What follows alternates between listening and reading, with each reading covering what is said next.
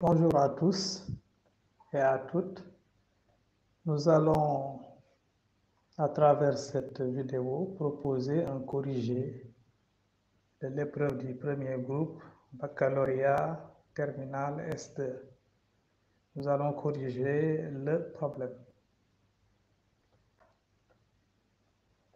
Alors, pour le problème, voici l'énoncé. On considère la fonction f définie par f de x égale x plus 1 plus 3 exponentielle de x sur exponentielle de x plus 2 si x est négatif. Et x plus 2 plus ln de x plus 1 sur x plus 1 si x est positif. Et c'est f sa courbe représentative dans un repère orthonormé OUJ d'unité en centimètres.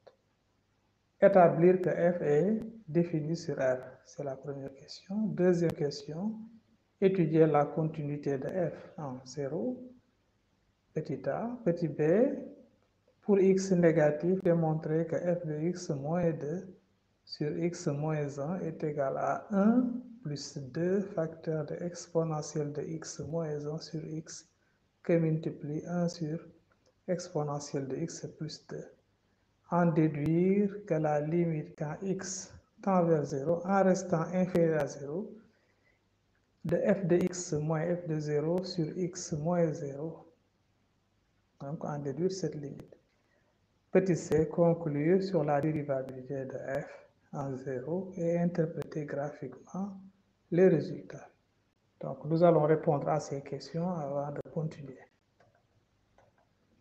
Alors, pour établir que f est défini sur R, alors, nous savons que la fonction qui a x associe x plus 1 plus 3 exponentielle de x sur exponentielle de x plus 2 est définie sur R. Donc, elle est définie pour tout x inférieur strictement à 0. Voilà, donc ça, nous l'appelons étoile, ce qu'on vient de démontrer. Donc, cette fonction-là est définie pour x inférieur strictement à 0. Maintenant, l'autre fonction, et même on peut dire qu'elle est définie pour x inférieur ou égal à 0. Maintenant, pour l'autre fonction, si x est positif, on sait que x plus 1 est supérieur à 1. Donc, la fonction qui a x associe x plus 2 plus ln de x plus 1 sur x plus 1 est définie pour tout x positif. Voilà, étoile. Étoile et deux étoiles nous montrent que donc la fonction est définie sur R. Alors, pour la première, n'est-ce pas, nous allons rappeler comment on avait défini la fonction f. Donc, pour x inférieur ou égal à 0, c'est la partie avec les exponentielles. Voilà, donc là, on peut dire que elle est définie pour tout x inférieur ou égal à 0. Voilà, au lieu de mettre la inférieur stricte, on peut mettre inférieur égal. Ce qui fait que nous récupérons le 0. Et ça veut dire donc que f est défini sur R tout entier. Deuxième question, étudier la continuité de f en 0, petit a. Pour étudier la continuité, on vous a donné une fonction, n'est-ce pas, définie sur l'intervalle moins l'infini 0 et sur l'intervalle 0 plus l'infini. Voilà, donc ces fonctions-là, si vous voulez étudier la continuité pour cette fonction en 0, il suffit de calculer la limite à droite, la limite à gauche, et de comparer la limite de la fonction f si elle existe avec f de 0. Donc, c'est ce que nous allons faire ici. On va chercher la limite lorsque x tend vers 0 de f de x par valeur inférieure. Par valeur inférieure, donc, nous voyons bien que ça nous donne la limite quand x tend vers 0 par valeur inférieure de x plus 1 plus 3 exponentielle de x sur exponentielle de x plus 2 et qui nous donne 1 plus, voilà, là on rencontre aucun problème, 3 sur 3, donc ça donne 2. Maintenant, limite, lorsque x tend vers 0 par valeur supérieure, là on utilise l'expression de la fonction lorsque x est plus grand que 0, donc f de x égale à la limite quand x tend vers 0 par valeur supérieure de x plus 2 plus ln de x plus 1 sur x plus 1. Là aussi, en remplaçant, on trouve bien 2, parce que ln de 1 c'est 0, donc on trouve 2. Bon, f de 0 également, comme on l'avait dit, pour chercher f de 0, d'après la définition de f, parce que on a défini f pour x inférieur ou égal à 0. Et pour x inférieur ou égal à 0, nous connaissons l'expression de f qu'on va utiliser pour chercher f de 0.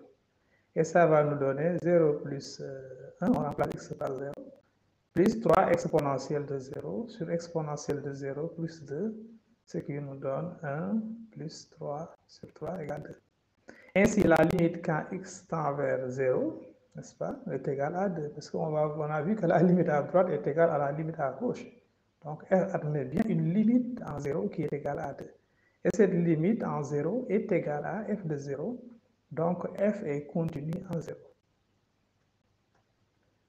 Maintenant, pour x négatif en petit b, montrer que f de x moins 2 sur x moins 0 égale à 1 plus 2 facteur de exponentielle de x moins 1 sur x que multiplie 1 sur exponentielle de x plus 2. Bon, nous rappelons l'expression de f qui est donnée ici, mais nous on nous dit pour x négatif. Vous voyez bien que pour x négatif, l'expression qu'il faudra utiliser, c'est x plus 1 plus 3 exponentielle de x sur exponentielle de x plus 2. Donc en utilisant cette expression, on peut calculer donc ce qu'on nous demande. Puisque f de x égale ça, on a donc f de x moins 2 sur x moins 0 est égal à x plus 1 plus 3 exponentielle de x sur exponentielle de x plus 2 moins 2 sur x. Bon, nous voyons que en faisant cela, qu'est-ce qui se passe? On a là x sur x, n'est-ce pas? Donc là-bas, si on fait 1 moins 2, ce qui nous donne bien 1 moins 2, ça donne bien moins 1, n'est-ce pas?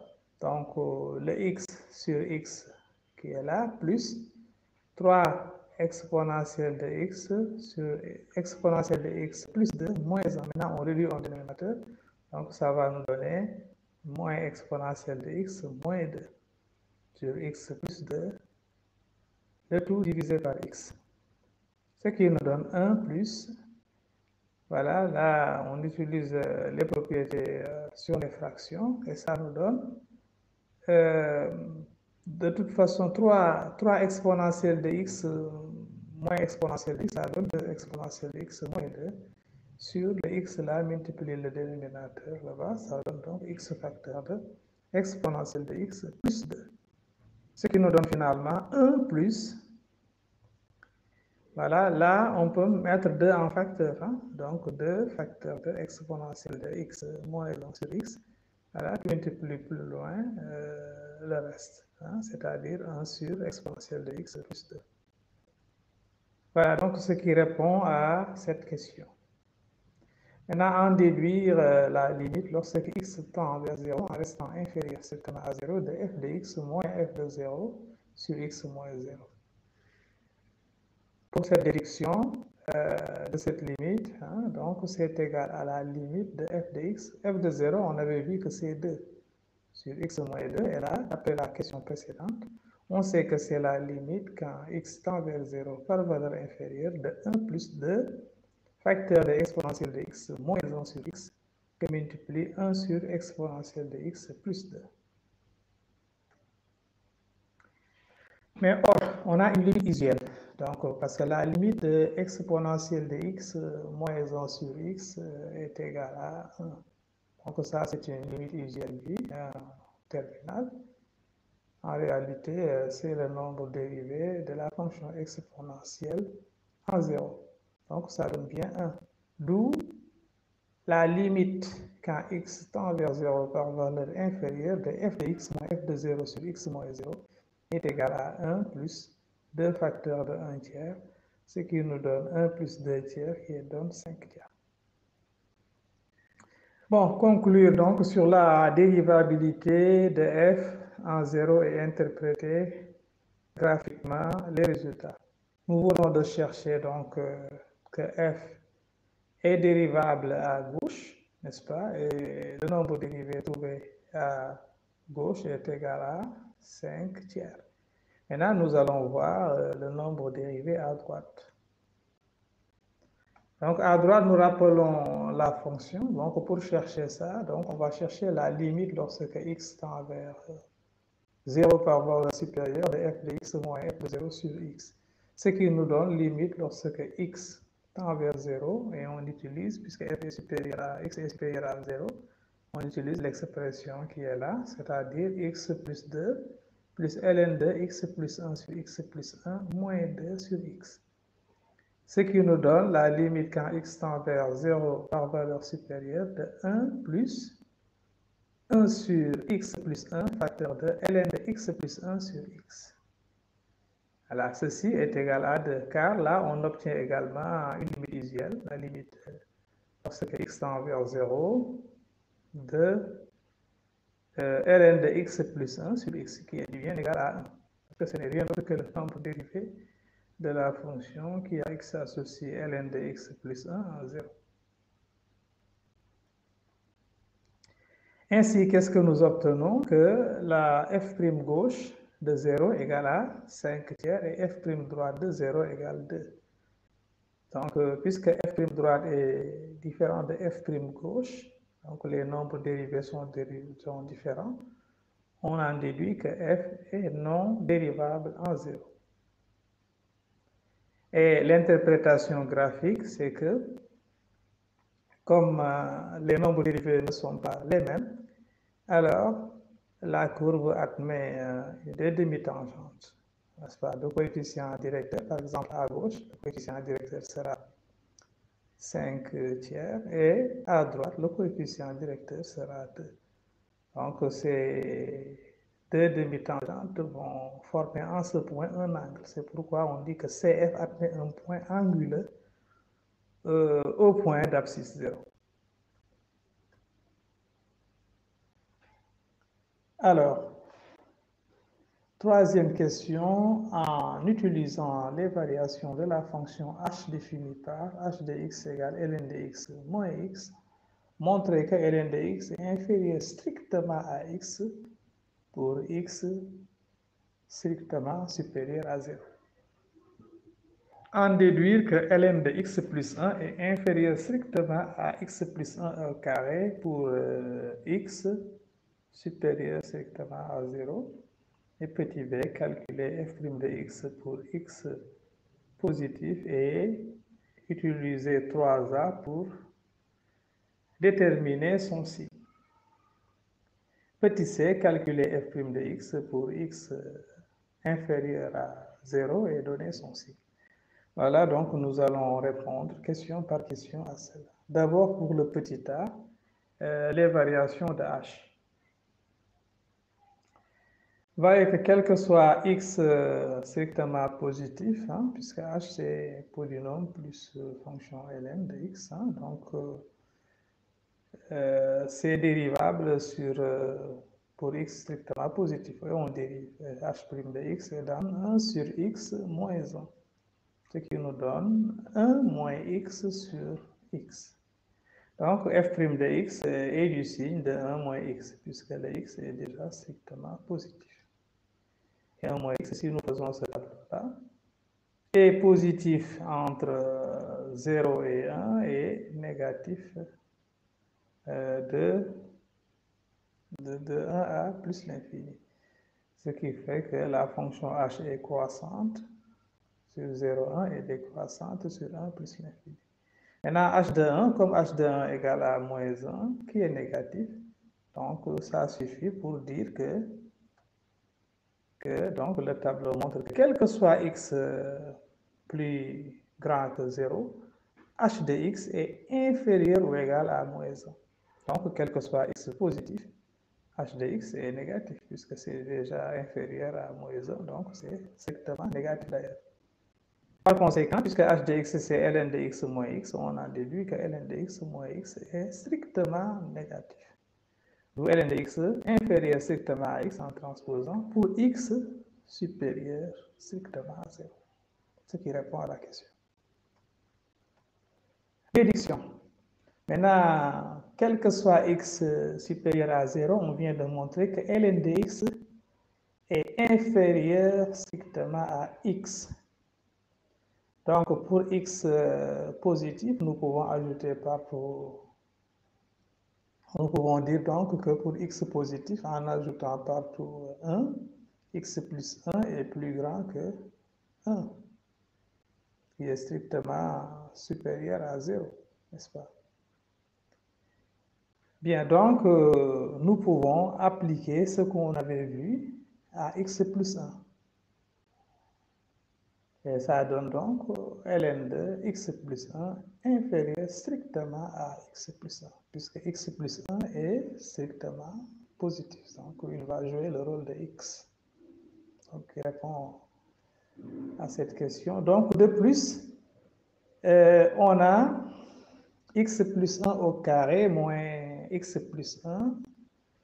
Alors, en mettant le facteur commun x plus 1, ça donne x plus 1 facteur de x plus 1 moins 1, qui nous donne x plus 1 facteur de x, qui est strictement positif. Voilà, parce que x est strictement positif, x plus 1 aussi strictement positif, donc ça c'est strictement positif. Puisque cette différence est strictement positive, ça veut dire donc que x plus 1 est strictement inférieur à x plus 1 au carré. Or, nous, on avait que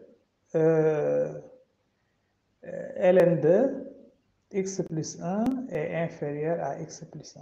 Donc, on a ln de x plus 1 donc inférieur strictement à x plus 1, ce qu'on avait démontré tout à l'heure, qui lui-même est inférieur strictement à x plus 1 au carré. Donc, en prenant ça, c'est en réalité la transitivité. Donc, ln de x plus 1 est inférieur à x plus 1 au carré. Bien, maintenant, pour x positif, on va dériver la fonction. Pour x positif, il faut prendre donc l'autre expression avec ln, puisque c'est ça qui concerne les valeurs de x positif. Donc, en dérivant f, on prend cette expression.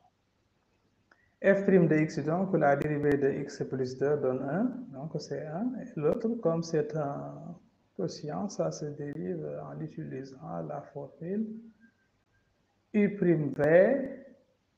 moins v'u sur v carré. Donc ça nous donne bien la dérivée de ln de x plus 1, c'est 1 sur x plus 1, facteur de x plus 1, ensuite moins la dérivée maintenant de x plus 1, c'est 1 que multiplie ln de x plus 1, le tout divisé par x plus 1 au carré. Ce qui nous donne donc que f' de x est égal à, on réduit en dénominateur, ça nous donne donc x plus 1 au carré plus 1, voilà, parce que ce produit-là, 1 sur x plus 1 facteur de x plus 1 donne 1, moins ln de 1 plus x sur 1 plus x au carré. D'après 3a, nous savons que x plus 1 au carré moins ln de x plus 1 est positif. Voilà, d'où, si on ajoute 1 également, ça sera supérieur strictement à 1 qui est lui-même positif. Ainsi donc, le numérateur est strictement positif. Mais le dénominateur aussi, c'est un carré strictement positif. Donc, on peut en déduire que quel que soit x positif, f' de x est supérieur strictement à 0. Bon, maintenant, pour x négatif, on utilise quelle expression? Nous avons l'expression de f ici à droite. Donc, pour x négatif, c'est la partie avec les exponentielles. Donc, en dérivant, la dérivée de x plus 1 donne 1. Là aussi, c'est un quotient. On dérive comme les quotients, n'est-ce pas? U' V moins V' sur V carré. Donc, ça nous donne la dérivée de 3 exponentielle de x et 3 exponentielle de x. Facteur de exponentielle de x plus 2 moins la dérivée maintenant de exponentielle de x plus 2, c'est exponentielle de x que multiplie u, c'est-à-dire 3 exponentielle de x, le tout divisé par exponentielle de x plus 2 au carré. Et en développant, on a 1, n'est-ce pas? 3 exponentielle de x fois exponentielle de x, ça donne 3 exponentielle de 2x. Là aussi, nous avons moins 3 exponentielle de 2x. Donc, ça s'en va. Donc, il va nous rester tout simplement 3 exponentielle de x fois 2, c'est-à-dire 6 exponentielle de x sur l'exponentielle de x plus 2 au carré. Donc, la fonction exponentielle, on sait qu'elle est positive, quel que soit x. Alors, ceci est donc strictement positif. D'où, quel que soit x inférieur strictement à 0, f' de x est strictement supérieur à 0. Question 4. Calculer limite de f au bord de son domaine de définition. C'est la question A. Calculer la limite a moins l'infini de f de x moins x plus 1 et interpréter graphiquement le résultat. Calculer la limite quand x tend vers plus l'infini de f de x moins x plus 2 et interpréter graphiquement le résultat. Étudier le signe de f de x moins x plus 1 pour x négatif. Montrer que f de x moins x plus 2 est strictement positif pour x positif et interpréter graphiquement les résultats. Donc, allons-y. On connaît donc l'expression de notre fonction f qui est ainsi donnée à droite. Maintenant, si nous cherchons la limite quand x tend vers moins l'infini, de f de x, ça nous donne limite quand x tend vers moins l'infini de x plus 1.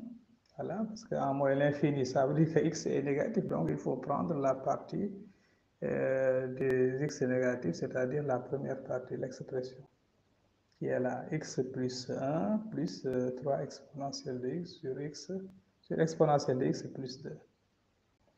Ce qui est égal à moins l'infini, car la limite en plus l'infini en moins l'infini d'exponentielle de x, on sait que c'est 0. Donc la partie au niveau du quotient tend vers 0, n'est-ce pas? Et l'autre partie, la partie polynomiale x plus 1, ça tend bien vers moins l'infini. Donc ça se comporte comme x.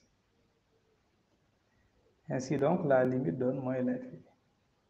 Maintenant, la limite en plus l'infini, là aussi, il faut choisir l'expression de f lorsque x est strictement positif. Et ça donne la limite en plus l'infini de x plus 2 plus ln de x plus 1 sur x plus 1 est égal à plus l'infini. Car la limite, lorsque x tend vers plus l'infini, de ln de x plus 1 sur x plus 1 est égal à 0. Ça, c'est la forme ln de x sur x. Voilà.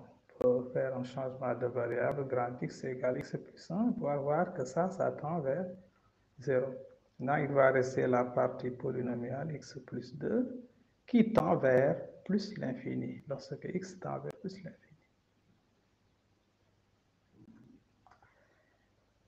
Bien, maintenant, on nous demande la limite de en moins l'infini de f de x moins x plus 1. Donc, il va rester tout simplement limite, ce que x tend vers moins l'infini de 3 exponentielle de x sur exponentielle de x plus 2. Voilà, donc ce qui donne 0, car la limite de exponentielle de x en moins l'infini égale 0. Il faut toujours donner ces justifications. Et là, si on l'a, ça veut dire que la droite D d'équation y égale à x plus 1 est asymptote à CF en moins l'infini, donc bien au voisinage de moins l'infini. Petit c, limite quand x tend vers plus l'infini de f de x moins x plus 2. Ah, ici, il faut bien choisir votre expression parce que nous sommes en plus l'infini, ça veut dire que x est positif, donc il faut prendre f de x égale à x plus 1 plus ln de x plus 2 plus ln de x plus 1 sur x plus 1. Donc, moins x plus 2, donc ça donne finalement la limite en plus l'infini de ln de x plus 1 sur x plus 1, qui est égal à 0, là nous l'avons vu tantôt, car la limite en plus l'infini de ln de x sur x est égale à 0. Donc, la droite D des primes d'équation y égale à x plus 2 et asymptote à CF en plus l'infini. Bon, B, pour x négatif, f de x moins x plus 1 donne 3 exponentielle de x sur exponentielle de x plus 2. On avait dit que la fonction exponentielle de x est positive quel que soit x. Donc ça c'est positif alors. Voilà, pour x négatif aussi c'est positif. Donc on a ça qui est strictement positif. Ça veut dire que les points de la courbe d'abscisse négative sont au-dessus de la droite D d'équation y égale x plus 1. Parce qu'on a fait la différence, on trouve que c'est positif, quel que soit les x négatifs. Donc tous ces points-là sont au-dessus. C'est ça l'interprétation graphique. Alors, maintenant, si x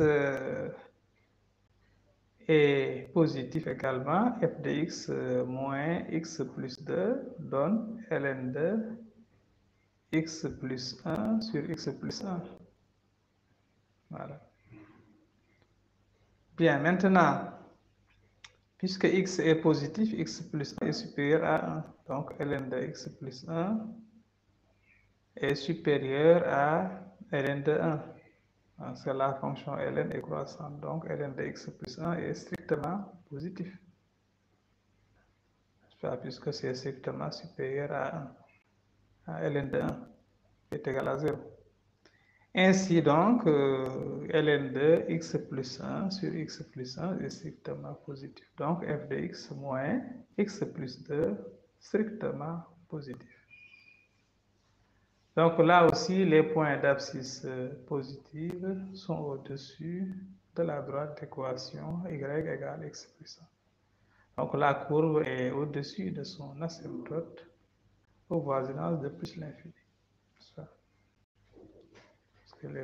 Les points d'abscisse positive, hein, donc là, ça veut dire que nous sommes sur l'intervalle 0 plus l'infini, qui peut être considéré comme un voisinage de plus l'infini. Cinquième question, déterminer les coordonnées du point A de la courbe où la tangente est parallèle à l'asymptote pour x positif. Voilà, pour x positif. Voilà, c'est important. Donc, le système que nous allons résoudre, ce sera pour x positif. Maintenant, il faut bien interpréter ça. Être parallèle à l'asymptote. L'asymptote a pour coefficient directeur 1. N'est-ce pas? L'asymptote en plus l'infini, on l'avait vu tout à l'heure. Donc, il faut tout simplement ces conditions-là, puisque l'asymptote c'est y égale à x plus 1, son coefficient directeur, c'est 1. Maintenant, on vous demande les coordonnées où la tangente est parallèle à cet asymptote. Donc, c'est là où la pente est égale à 1. Donc, maintenant, ce qui mesure les pentes, c'est le nombre dérivé en x. Donc, f' de x, on va résoudre f' de x égale à 1. Mais remarquez bien que nous sommes pour les x positifs. Donc, on va considérer x positif. Et là, nous allons voir qu'est-ce que cela donne. F' de x, il faut dériver. Voilà. Il faut dériver la fonction pour f' de x, on va trouver donc, avec la deuxième expression, x plus 1 au carré, n'est-ce pas, moins ln de x plus 1 sur x plus 1 au carré. Donc, f' de x égale à 1, ça veut dire donc que x plus 1 égale à x plus 1 donc égale donc à la x plus 1 au carré, je veux dire, moins ln de x plus 1 est égal à x plus 1 au carré. Voilà, parce que nous résolvons cette équation-là égale à 1. Nous résolvons donc f' de x égale 1. Donc ça donne, c'est équivalent à ça. Donc les x plus 1 sont simplifiés. Et il va nous rester donc ln de x plus 1 égale à 1. Et là, il faut prendre l'exponentielle, n'est-ce pas? Exponentielle de ln de x plus 1, ça donne x plus 1 qui est égal à exponentielle de 1 qui est égal à e. Ceci est équivalent à dire que x égale à e moins 1. On remarque bien que ce que nous trouvons comme x est strictement positif. Donc, ça convient avec le problème parce que nous cherchons un x positif vérifiant ceci. Maintenant, il faut chercher l'ordonnée. Voilà. Le point de la courbe d'abscisse e moins 1, quelle est son ordonnée? Il faut chercher donc f de e moins 1. Et f de e moins 1, ça donne, en utilisant toujours la deuxième expression, e moins 1. 1 moins 1 plus 2 plus ln de e moins 1 plus 1, ça donne ln de e tout simplement. Le tout divisé par e moins 1 plus 1, donc sur e. Donc finalement, ça nous donne e plus 1 sur e. Ou si vous voulez, en réduisant au même dénominateur, e carré plus e plus 1 sur e. Ce qui nous donne les coordonnées du point A. Le point A donc a pour coordonnées e moins 1 sur e carré plus 1 sur e. Établir que f est une bijection de R sur un intervalle J à préciser. On sait que f est continu sur R, on l'avait démontré. Hein? Et d'après 3, on sait que f' de x est positif, quel que soit x négatif. Également positif, quel que soit x positif. Donc, ça veut dire que la fonction f, elle est croissante sur R. Voilà, elle est croissante sur R. Est-ce qu'elle est croissante sur de 0, de moins l'infini à 0, et croissante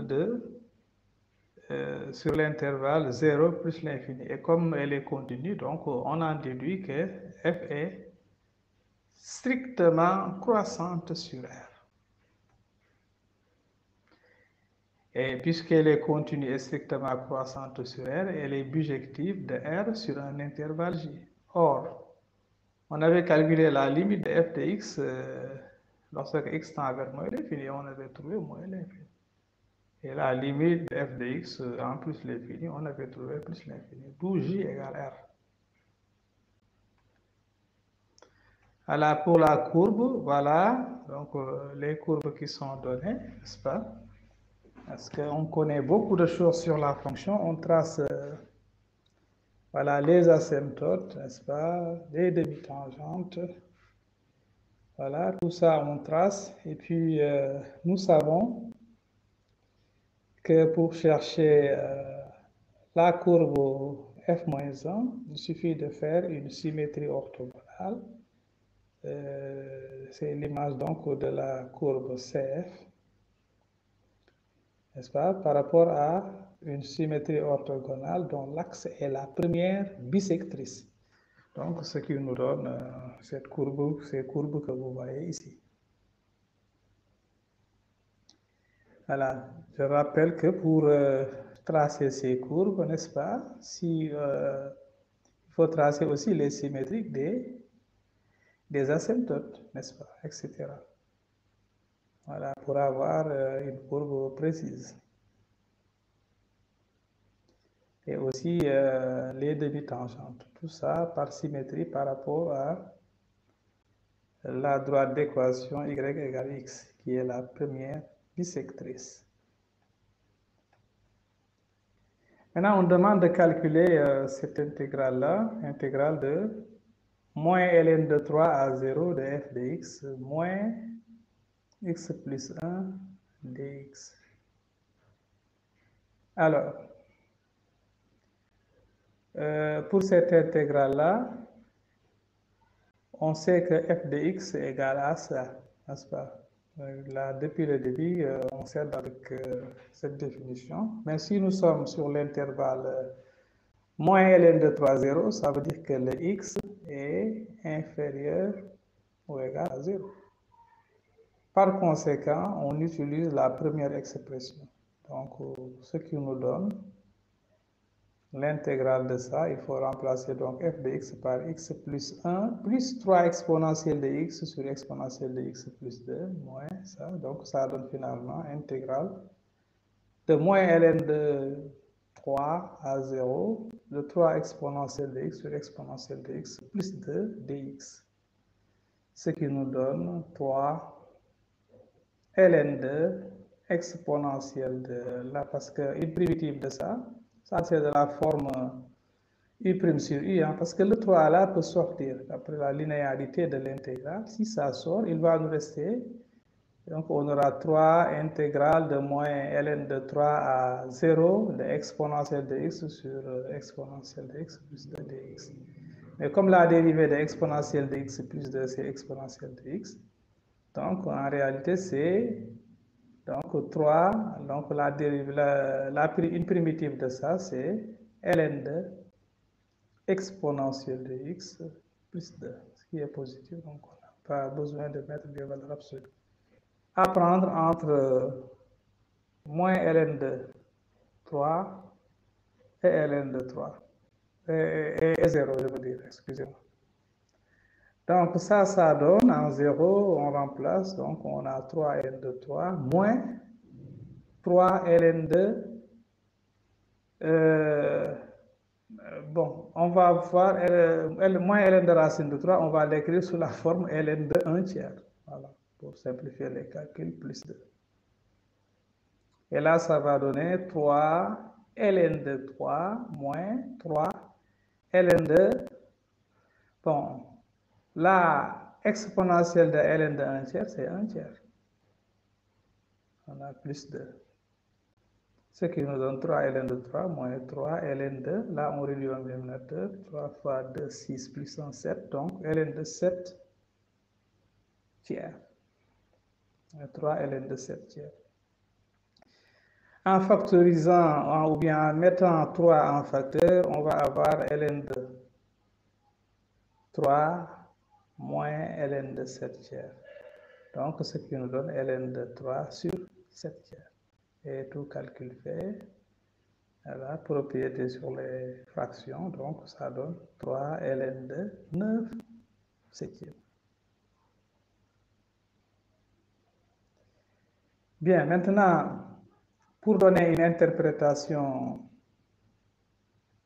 de ce résultat, nous savons plusieurs choses, que la courbe est au-dessus de de l'asymptote.